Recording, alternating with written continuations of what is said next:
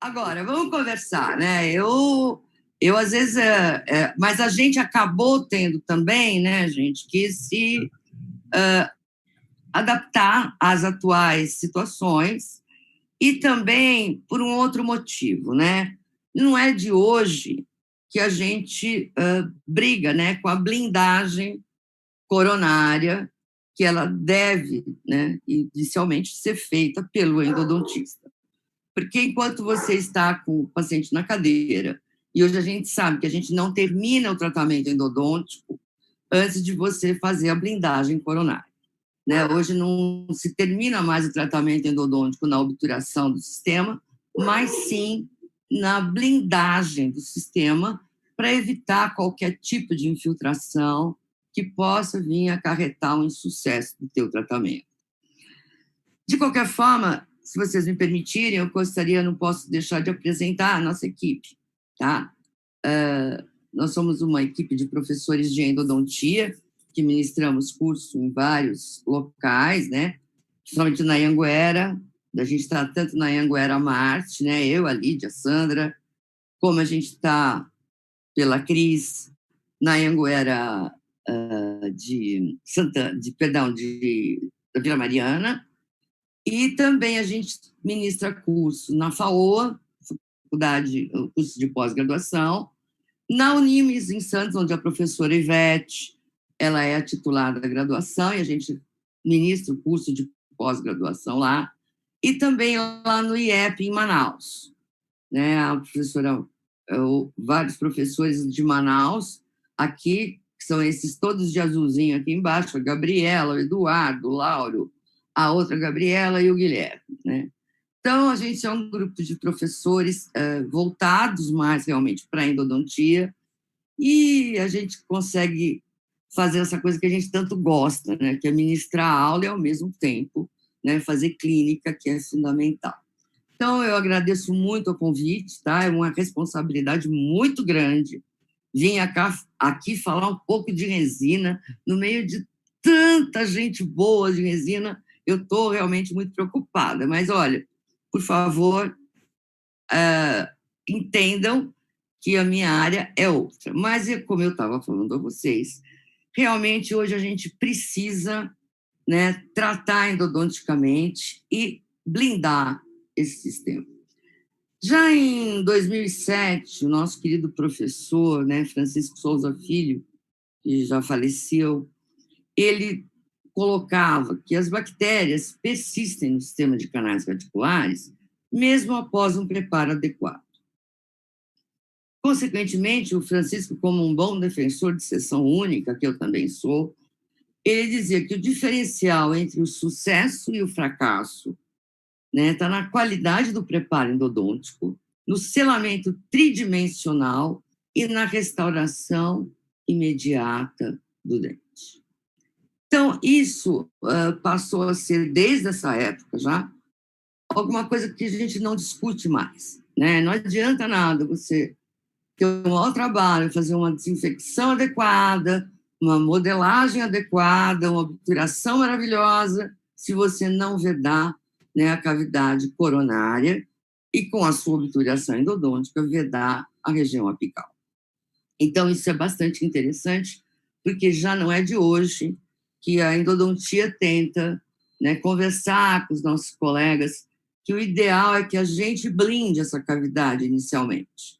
E, lógico, depois encaminhe, porque a parte estética, pelo menos no meu caso, não é a minha, vamos dizer, a minha praia, e não acho também que eu deva me dedicar a isso. Né? Então, a blindagem coronária hoje, né, vai depender muito da qualidade de restauração que você vai fazer nesse dente. Né? O sucesso da endodontia, a gente pode dizer que também está diretamente ligada à restauração que será feita nesse dente. Né? Então, restaurações mal conduzidas ou mal planejadas vão acabar levando, né, tanto a infiltração coronária como uma possível fratura do elemento dental. Então, hoje, para nós, é indispensável, né, que essa parte restauradora seja muito bem planejada antes de tudo, antes até de você iniciar o seu tratamento endodôntico. Esse selamento coronário após a obturação dos canais, ele tem a intenção não apenas de impedir essa contaminação, a recontaminação, porque a gente sabe que uma gutaperte exposta no meio bucal, a partir de, no máximo, 3 meses, você já tem que retratar esse canal. Até 3 meses, a gente ainda tenta remover um pouco do excedente de guta, ou abaixar um pouco a obturação, sanificar o espaço. Mas, se você for colocar uma peça protética, eu particularmente acho que 1 mês, esse canal exposto ao meio bucal, ele já deve ser retratado, né? Porque a gente tem, sim, a gente sabe que tem uma infiltração muito grande microbiana através dos fluidos. Então, é importante que a gente reconstrua esse dente após o tratamento. Isso pode ser feito tanto com uma aplicação de uma resina fio, como também através de um retentor intrarradicular.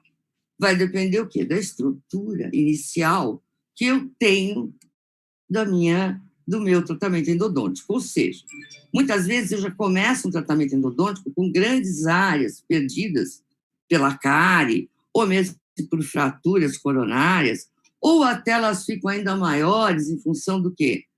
Até do próprio acesso coronário. Então, a gente precisa avaliar muito bem o que fazer, né, para blindar esse sistema antes de indicar o paciente para quem vai fazer a restauração definitiva. E, basicamente, a gente tem 2 possibilidades. Ou você usa uma resina Bookfill, que veio para realmente salvar a nossa vida, né? Ou você faz uso já da cimentação de um pino de fibra, dependendo do remanescente que você vai ter após o teu tratamento endodôntico. Então, ou a gente usa uma Bookfill, ou usa um pino de fibra. Quando eu vou usar, né? Como eu vou usar esses materiais? Então, a gente viu hoje, já falaram, inclusive, aqui, né, sobre as resinas Bookfill, que são resinas que são superiores às convencionais, né? Tem uma baixa contração de polimerização, elas têm um protocolo muito simplificado de uso, que para nós é muito bom, né? E o que facilita também, né, a adaptação dessa resina através de ela ter uma excelente, né, atuação, não deixando interface dente-restauração. Reduz, inclusive, se em dentes vitais, a possibilidade de uma sensibilidade pós-operatória. Então, nós temos no mercado diversos tipos de resina Bookfill. Alguns resultados, por exemplo, esses estudos de morte mostraram que quando o material é utilizado na espessura de 4 milímetros, ocorre uma redução de deflexão de cúspides da cavidade de classe 2, em virtude de sua baixa contração de polimerização.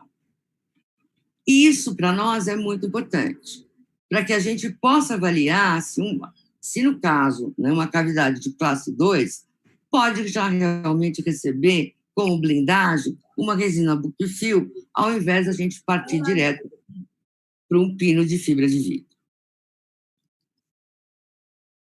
Então, como eu falei para vocês, várias resinas disponíveis hoje no mercado. Uma coisa que eu sempre falo com os alunos, né? Gente, quando vocês compram um material ou vão utilizar um material, existe uma coisinha escrita dentro da caixinha que chama bula. A bula é feita para ser lida, para que você saiba que aquele material, quais as características do material, aonde ele vai poder ser utilizado, de que forma ele vai ser utilizado. Porque como a gente também, é impossível hoje na endodontia, você conseguir trabalhar com todos os sistemas automatizados que existem, deve existir mais de 100, né? Nem dá para conhecer todos. Então, se eu vou mudar um instrumento endodôntico, né, que eu estou acostumado a trabalhar com um, vou trabalhar com outro, eu preciso testar e eu preciso ler a bula do fabricante, né, ver se é secção transversal, conicidade, diâmetro de ponta, uma série de coisas. Isso não é diferente com os nossos materiais. Então, a gente tem uma série de resinas, né, que a gente vê hoje disponíveis no mercado, da Ivoclar, vocês veem que tem a da Care também. Essa da Care é interessante, eu nunca utilizei, mas ela vem com uma caneta né? Eu estou sem mouse aqui no momento, deixa eu ver, acho que eu não consigo mexer aqui, porque eu estou sem mouse. Mas ela vem com uma caneta que você acopla no seu micromotor, é uma caneta sônica. Então, ela disponibiliza a resina e como se fosse agitando a resina, né? Ativando sonicamente.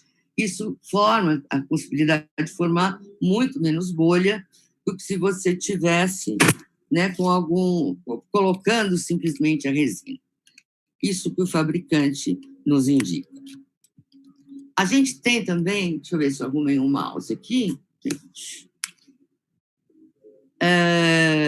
A resina da 3M. Eu, particularmente, trabalho bastante com a resina da Densifly, tá? Que eu gosto muito. Deixa eu voltar um pouquinho aqui. Opa, acho que eu estou passando. Peraí. Deixa eu passar aqui, gente. Desculpa que eu estou pondo um mouse de novo. E voltou aqui. Deixa eu voltar. Pronto. Eu trabalho bastante com SDF. É uma resina que eu gosto bastante de trabalhar. E eu acho que a melhor resina que existe, na realidade, é aquela com que você melhor se adapta. Aquela que você conhece e consegue trabalhar melhor, né? Então, dentro do mercado, a gente tem várias possibilidades, mas eu acredito que a melhor é aquela que você está acostumado a trabalhar. Nós temos também, olha, aqui, a resina da Ivocler, a resina da Voco, né? E uma coisa importante que eu acho que vocês têm que ler, voltando, né? Ler a bula e ver, né, com que elas são compatíveis, né? Então, eu acho que, olha, por exemplo, essa resina da Voco é compatível com qualquer adesivo, né, e compostos à base de metacrilato. Por fim, aqui é a última da Cusa, né? Eu não tive a oportunidade de usar, mas já me falaram que é uma resina bastante interessante, né, em termos de resina Book. De qualquer forma, seja lá qual for, essa resina veio ajudar muito, pelo menos os endodontistas, né? Porque imagina um incremento único, né, de 4 milímetros, é o paraíso, né? Aquelas resinas que você colocava, né? Pouquinho de incrementos, realmente davam bastante trabalho, principalmente para gente que não é tão afeito a essa área. Bom, então, de qualquer forma, deixa eu passar aqui, gente.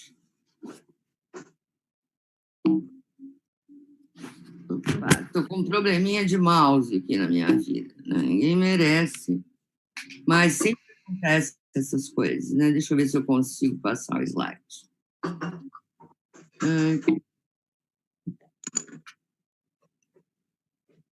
Passar aqui. O que eu queria mostrar para vocês, né, é um... Não está passando, realmente. Esperança vê, desculpa, Esperança vê Pronto, às vezes tem uma flechinha. Às vezes ele está... Bom, agora voltou. Acho que agora eu até consigo mostrar aqui, ó. Que bom, olha, posso até mostrar, né? Então, aqui é um vídeo do professor André Reis mostrando o uso da Bookfill com o sistema da Paladente, né, que é excelente, um excelente sistema, caro, acho caro, né? Você tem outros materiais que podem até substituir aí no mercado, mas o interessante é a gente ver o uso desse sistema Paladente para ver a utilização da resina Bookfill. Então, a gente tem algumas coisas que a gente acha que são importantes a gente pontuar, né? Em termos de resina, né? Por que essas resinas, né, conseguem, né, polimerizar grandes extensões até de 4 milímetros? Primeiro, por causa da alta translucidez dela, né? Então, o que acontece? Eles diminuem, né, as partículas de carbono e aumentam o tamanho dessas partículas. E, consequentemente, né, você passa a ter uma polimerização em maior profundidade. E, consequentemente, uma maior translucidez da resina. O que mais que a gente vê? Os moduladores de polimerização. Né? Esses moduladores é o que fazem realmente, né, eles estão associados aos monômeros, eles fazem com que se interaja, né, o fotoiniciador, e aí te possibilite uma ativação em maior profundidade. Outro fator que eu acho importante a gente frisar, porque às vezes o aluno chega lá na faculdade e fala: professor, eu comprei a Bookfil, mas eu comprei a Bookfil fluida. Né? Então, o ideal é que você use uma Bookfil regular, não a fluida, porque a fluida tem um maior poder de contração quanto da polimerização.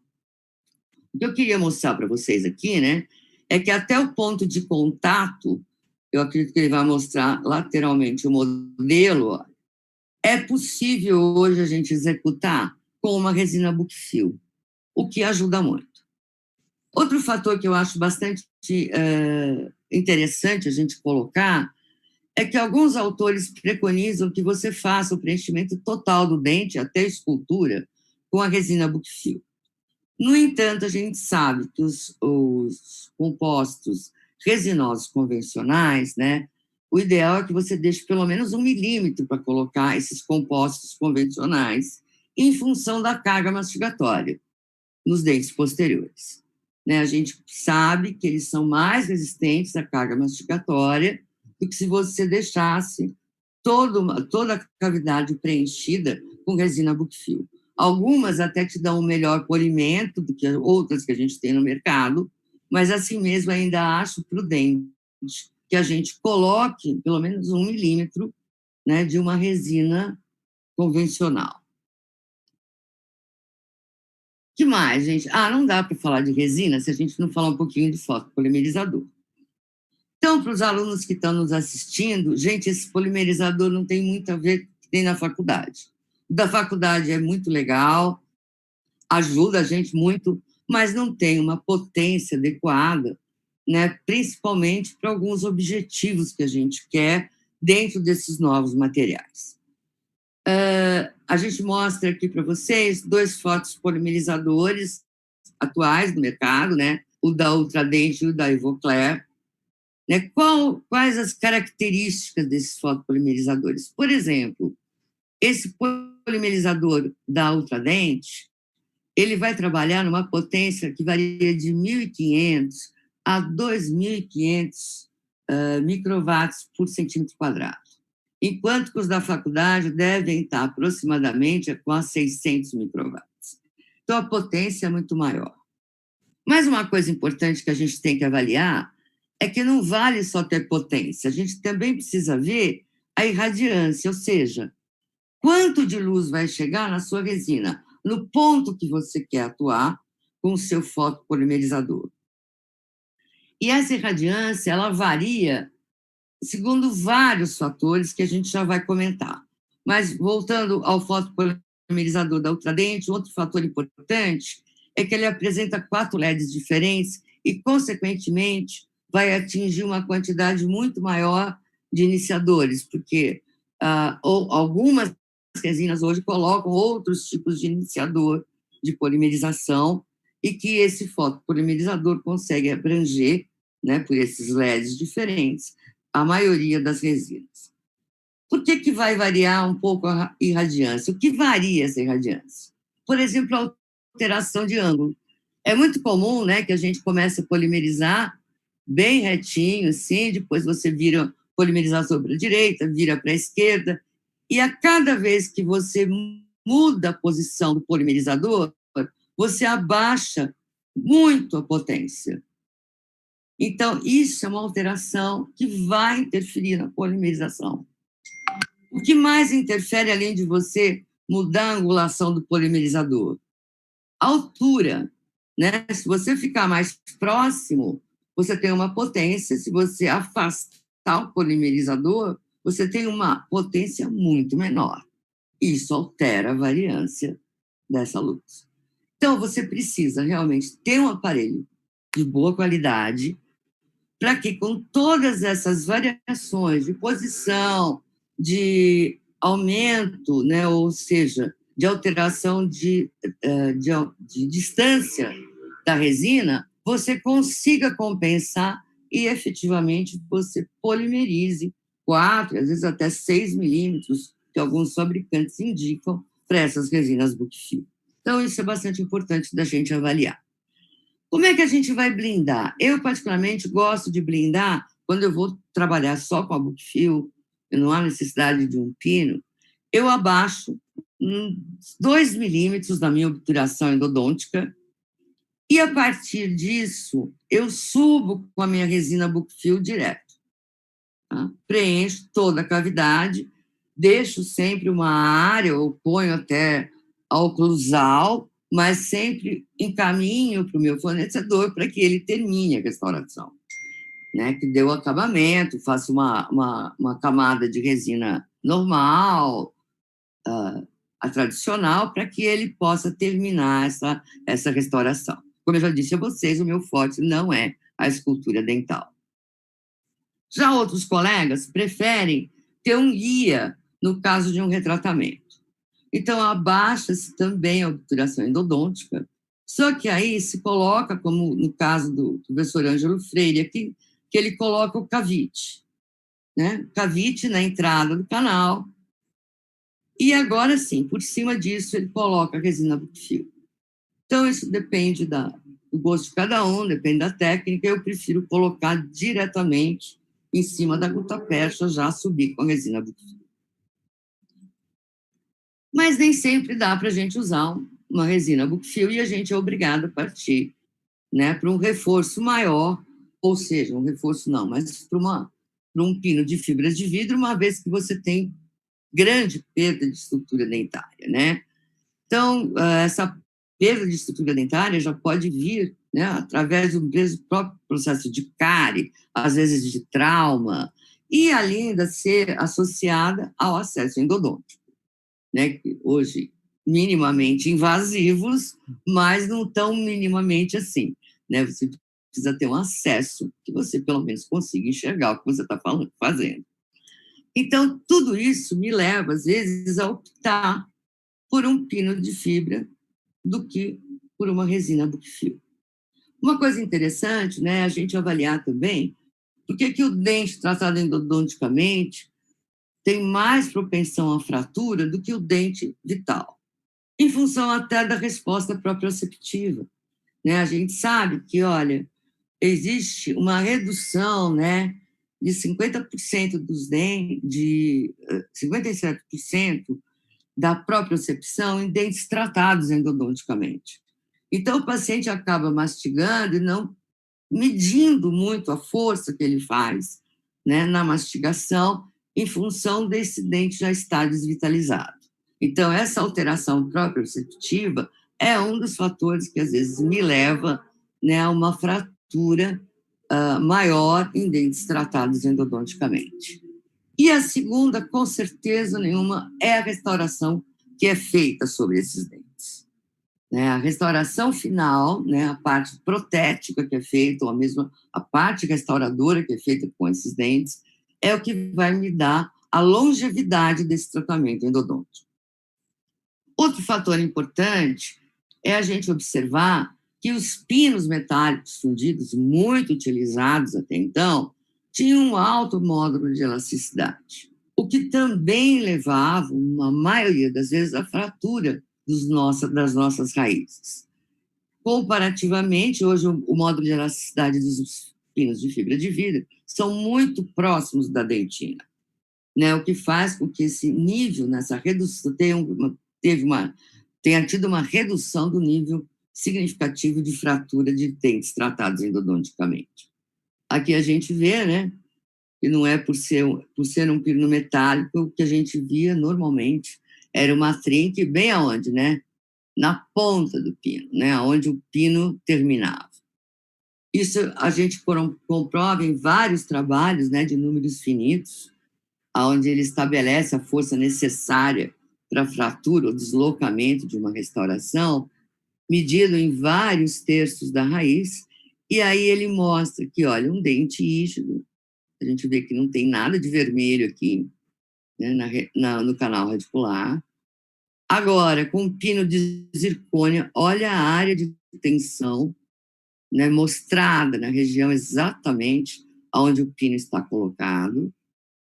E agora a gente vê a mesma coisa com o pino de fibra de vidro, que é bem próximo ao módulo de elasticidade da dentina, né? Comprovando que realmente a melhor opção são os pinos de fibra. Então, esses pinos hoje possuem características, né, que eles não apresentam corrosão, são biocompatíveis, são estéticos, módulo de elasticidade próximos da dentina, e o que resulta numa menor possibilidade de fratura radicular. Quais as características, ou melhor, quais as indicações e quando que eu vou poder colocar com tranquilidade um pino, né, de fibra de vidro em função do meu remanescente radicular? Então, padronizações que são clássicas na literatura é que eu tenha pelo menos, olha, de 2 a 3 milímetros de férula vestibular e palatal. Interproximal, pelo menos 1 milímetro. Que eu tenha também de 1,5 a 2 milímetros de espessura circunferencial. Isso, com esses requisitos, eu tenho plena certeza, né? Ou melhor, mais condições de achar que eu vou ter um sucesso na colocação desse pino de fibra de vidro. E, principalmente, que depois a coroa protética vai abraçar o quê? A estrutura dental. Gente, isso é fundamental. Essa férula é muito importante. Então, algumas outras considerações importantes. Quanto mais profundo, né, for o meu preparo, a minha colocação do pino de fibra, maior a área de distribuição de força. No entanto, não esqueçam, né, que a profundidade desses pinos, além de 2/3 do comprimento da raiz, pode levar ao risco de perfuração, que você está muito profundo, e às vezes você pode causar uma perfuração com isso. Além disso, remover o selamento apical de gutapercha. Isso aqui deve ser mantido, na minha opinião, de 4 a 5 milímetros, se possível, de selamento apical de gutapercha e cimento obturador na região apical. Né? Então, isso aqui é uma característica que a gente tem que ter, manter esse selamento apical com a gutapercha e cimento, para depois, sim, você ter a área do seu retentor. Para que você coloque esse pino, você vai ter que usar cimentos. E, de preferência, estou falando pela endodontia, né? Cimentos autoadesivos, autocondicionantes e dual. Ou seja, quanto menos passos eu tiver que fazer, menos chance de eu errar. Porque o grande problema é quando você tem trilhões de passos para fazer naquele procedimento. Ainda mais para gente que não é tão afeita assim a parte restauradora. Então, para nós, né, quando você tem alguma coisa que está tudo junto num lugar só, a chance de erro minimiza bastante. Então, eu acho que esses cimentos, né, têm a vantagem de eliminar as etapas de tratamento prévio do substrato, que já é uma coisa bastante importante, simplifica o procedimento, né, o protocolo, e diminui o risco de falhas. Menor microinfiltração, todas as características que esses cimentos autoadesivos têm hoje. A desvantagem, eles têm maior viscosidade, opções limitadas de cor, né? Isso para a parte estética talvez tenha um comprometimento realmente, e uma validade reduzida, né, segundo os fabricantes, o que pode fazer com que você gaste, porque não são cimentos caros, e que ele perca a validade, você tenha que descartar o cimento sem conseguir usar todo que você comprou. Né? Como eu disse, vários disponíveis no mercado. De novo, eu volto a falar, né? Vejam o que vocês querem, vejam as bulas. Né? Então, esses cimentos autoadesivos de polimerização dual, como é o caso dos cimentos da 3E, da SDI e o Calibra, eles são excelentes cimentos. No entanto, para a reconstrução da parte coronária, você vai precisar de uma resina Brookfield. Eles não são indicados para você fazer também a reconstrução da parte coronária. Já esses outros cimentos, tanto você pode fazer a cimentação do pino, como já reconstruir a parte coronária. O que, para nós, particularmente, é uma grande vantagem. Então, esse cimento da FKG e o cimento da Vulca. Um estudo recente também, mostrou agora que você tem, comparando vários cimentos com o Relax ou 200 e o Relax Ultimate, mostrou que esses cimentos são superiores aos outros, em termos de adesão, e que o Ultimate é ainda superior ao Relax. Então, eu, particularmente, gosto muito do Relax, trabalho com ele, né? E agora pretendo passar a trabalhar com o Ultimate, que não é um cimento que não faz muito tempo que está disponível no mercado. E o tratamento do substrato, né? Isso é uma briga, gente. Isso é uma briga na endodontia, né? Porque lava com clorexidina, lava com água destilada, lava com hipoclorito, passa ácido fosfórico. O que vai fazer depois que você desobstruiu o canal, né? Que você fez aquela sujeira, porque você tem que entrar com broca, né? Tirar a obturação endodôntica, né? Abrir o espaço para o pino. Então, você precisa lavar aquele espaço, não tem como não lavar. Então, alguns trabalhos mostram que o hipoclorito sozinho, utilizando só hipoclorito, ele vai diminuir a força de união. Já a clorexidina associada ao EDTA, que é uma solução que existe lá fora, infelizmente a gente não tem isso no Brasil, que é o Chemix, tá? Que associa essas duas substâncias, aumenta a força de união. Da mesma forma, a força de união é aumentada com o uso de EDTA associado ao hipoclorito de sódio para essa lavagem. O ácido fosfórico tem uma boa porcentagem, né? Não altera muito a adesão, mas não é superior a essas duas combinações. Eu, particularmente, como eu sou hipoclorito dependente, né, eu gosto muito de utilizar o EDTA ativado, o hipoclorito ativado, e no final eu ainda ativo a água destilada. Né? Então, eu acho que aí você tem uma excelente limpeza do remanescente radicular depois que você fez o preparo para o pino. E o tratamento da superfície do pino? Basicamente, né, o que a gente vê na literatura é lavar a superfície do pino com álcool, secar com jato de ar e aplicar o silano. Aí, recentemente, a gente tem esse trabalho do Borges mostrando que eles aplicando, né, bicarbonato de sódio, aquele jato que a gente tem no consultório, tá? Você vai promover abrasões no pino de fibra e, consequentemente, micro retenções, te dando uma retenção maior para a cimentação desse pino. Então, o protocolo dele é lavar o pino com álcool, aplicar o jato de bicarbonato por 60 segundos, a uma distância de 20 milímetros, né? Porque você tem que tomar cuidado para fazer essa aplicação e sempre girando o pino. Lavar com água destilada por 60 segundos, secar, aplicar o selano e secar novamente. E os cimentos obturadores endodônticos, né? Outra briga que a gente tem, porque a gente sabe muito bem que os cimentos à base de oxinquegenol interferem, né, na adesão desses pinos, desses cimentos.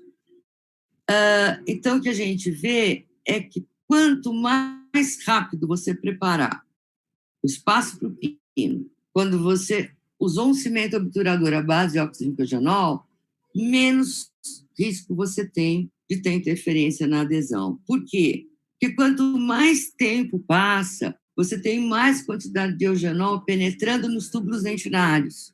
E isso vai poder, talvez, prejudicar a sua adesão.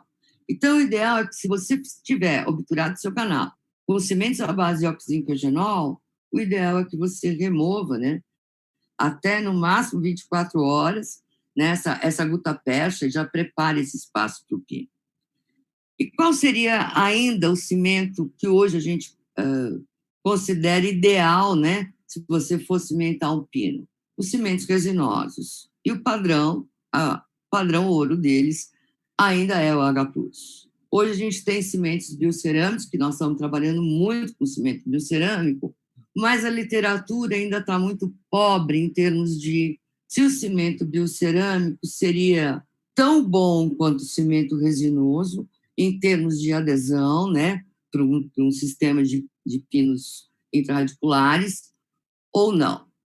Pelo que a gente tem visto até hoje, ainda o cimento resinoso, o H+, é melhor que o cimento biocerâmico, né? Não sei se algumas modificações ainda podem ser feitas nesses cimentos endodônticos, ou mais pesquisa, mas realmente ainda o padrão para uma cimentação, para você ter tranquilidade numa cimentação de pino, é que você obture o seu canal com um cimento resinoso e, de preferência, um H+. E aí, finalmente, vamos chegar no Splendor, né, que foi um pino que também veio ajudar muito a nossa área, porque ele é um sistema de pino único.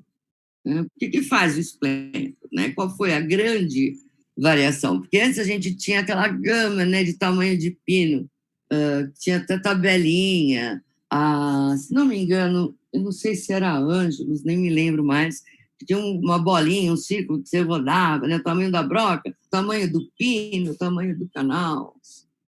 Então, a gente hoje trabalha com um único pino, o que facilitou muito a vida. Como é que ele vem? Ele vem uma broca, né, correspondente ao diâmetro desse pino, e uma luva, para que ela possa ser adaptada para qualquer diâmetro de preparo. Logicamente, gente, a gente não começa direto com essa broca. O ideal é que você comece com uma largo, menor, e vá aumentando, né? Uma largo 1, depois uma largo 2, e aí você já pode entrar com a broca do sistema. Né? Nunca comece direto com a broca do sistema. Mas o importante é isso, você coloca o pino, em seguida você veste a luva, e essa luva vai sendo colocada mais para a apical, até que ela trave na região cervical. Então, você passa a ter, né, um pino único, aonde a luva vai te dar o diâmetro que você precisa. Então, um pino para qualquer situação. Então, ele tem a melhor adaptação na região cervical, e, segundo as pesquisas, né, feitas pela própria Ângelos, isso vai te dar uma menor chance de fratura, que era uma área de tensão também que o dente sofria na região cervical. Então, para qualquer tipo, olha, canais estreitos, essa luva vai ficar mais para cima, canais médios, ela vai se adaptar mais apicalmente, e o mais amplo, mais apicalmente. Né? Então, isso realmente veio facilitar muito a nossa vida. Importante a gente lembrar que é obrigatório o uso de isolamento absoluto para o preparo do espaço para pino. Né? Por isso que a gente acha também que, como eu já estou com o paciente lá isolado, já terminei a obturação endodôntica, eu já poderia deixar esse espaço preparado, né? E até, se for o caso, cimentado o pino, para mandar para o meu fornecedor, para que ele termine a parte restauradora. Né? Porque, para nós, como você já tem aquela visão espacial do canal, é muito mais fácil fazer esse preparo, né, desse espaço. Protocolo que a Ângelos determina para que a gente possa fazer essa cimentação. Então, preparo do canal radicular, remover essa obturação, tal, como a gente já sabe. Preparar o conduto com a broca Splendor, radiografar e verificar a condição. Ela não se atém ao remanescente radicular, como a gente já conversou. Né? Ela só dá, em linhas gerais, o que fazer no preparo do canal radicular. Em seguida, o preparo do sistema Splendor. Então, algumas coisas interessantes. Você tem que posicionar o pino, né, no preparo antes de você cimentar. Para quê? Para você ver em que altura você vai cortar esse pino. Porque o ideal não é você cortar depois da cimentação, porque o cimento ainda está tomando sua presa. Então, se você deixa para cortar depois da cimentação, pode haver um deslocamento desse pino. Então, o ideal é que você prove o pino antes, faça a marcação onde tem que cortar, faça o corte do pino e da luva, se for o caso, para depois você colocar realmente, você cimentar esse pino. Ele pede também para você limpar com álcool tanto a luva como o pino e aplicar uma camada de silano nos dois, na luva e no pino. E também, né, o sistema adesivo, de acordo com o sistema que você for utilizar, tanto na luva como no pino. Cimentação, você levar, né, secar o conduto, claro, com papel absorvente, preparar o cimento e aplicar o cimento no canal, no remanescente, no pino e na luva. Ok? Então, vamos dar uma olhadinha aqui no filme da Ângelos, né, que ela... eu disponibilizo aqui, olha, se vocês tiverem... Ele está no YouTube também, vocês podem achar. Mas a gente tem aqui um QR Code, se vocês quiserem, tá? Então, canal obturado, então você vai fazer preparo do espaço, né? Remover a gota-peça, né? Ele já sugere, mas cada um vai remover do jeito que achar melhor. E aí você vai fazer o preparo desse espaço, né? Vai marcar, né, 2/3 do comprimento do dente, né, e fazer o espaço. Como eu disse, não entre nunca com uma broca no sistema diretamente. Vai devagarzinho, né? Uma larga 1, depois uma larga 2, e aí sim você já pode entrar com a broca do sistema. Aí você vai experimentar o pino e a luva. O ideal é que nessa hora você também já faça uma radiografia para avaliar se está tudo ok com o remanescente que você deixou, né? E mais o quê? Medir aonde você vai cortar, onde você vai precisar abaixar esse pino e fazer o corte antes da cimentação. Tá?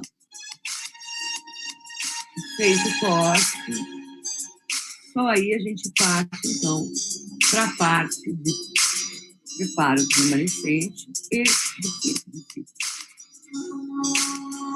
Preparar os dois, né? Você vai levar com álcool, jatos de ar, para limpeza do pino e aplicação do silano nos dois, tanto na luva como no pino de fio.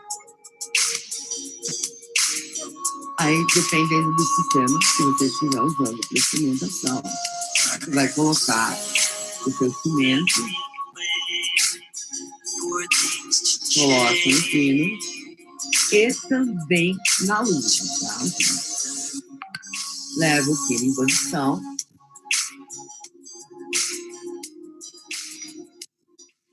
Aí aqui, vocês podem ver que ele não pôs o cimento na luva, mas a nova orientação da Ângelos é que também seja colocado agora na luva, quando você colocar a luva. E aí, dependendo da resina, você já pode subir para fazer o preparo do preenchimento coronário. Então, ficou muito mais fácil. Ficou realmente muito mais fácil, né? E aí, isso já é a parte que não me diz respeito para os colegas, né? Fazer o preparo para colocação provisória, né? E aí, mas de qualquer forma, até aqui a gente até consegue ir, mas daqui para frente não dá, não. Então, importante, né? Um sistema fácil, onde você só precisa ter um único pino com a sua luva e você vai conseguir preencher, né? Praticamente vai resolver quase todos os casos que você tem no consultório. E de novidades, né? De novidades, que não é tão novidade, porque isso já existe há algum tempo, né? Mas hoje você confeccionar. E, às vezes, quando você não tinha aquelas características do remanescente particular, né? De tamanho, de espessura, de férula, de remanescente dentinário para colocar um pino de fibra, você era obrigado a partir para um núcleo metálico fundido. E a grande vantagem é que hoje você faz a moldagem, mas em vez de ser fundido em metal, ele vai ser feito em quê? Em fibra de vidro. Né? Então, com a mesma módulo de elasticidade da dentina, o que vai fazer com que realmente, daqui para frente, dificilmente a gente vai precisar usar metal, né? Num quilo de um retentor intraradicular. Então, você faz a sua moldagem, pode escanear a moldagem, mandar para o laboratório. Vários laboratórios aqui em São Paulo trabalham, né, já conectados com o laboratório da Ângelos. Aí você manda para lá, eles vão fresar num bloco de fibra, Então, o que a gente antes fazia em metal, fazia não, nós não, vocês faziam em metal, a gente tem a possibilidade de fazer também, só que em fibra de vidro, né? Eu acho que isso, a tendência é que realmente a gente, infelizmente, acabe deixando o metal de lado, né? Ou felizmente, né? Porque a gente vai ter menos chance de fratura.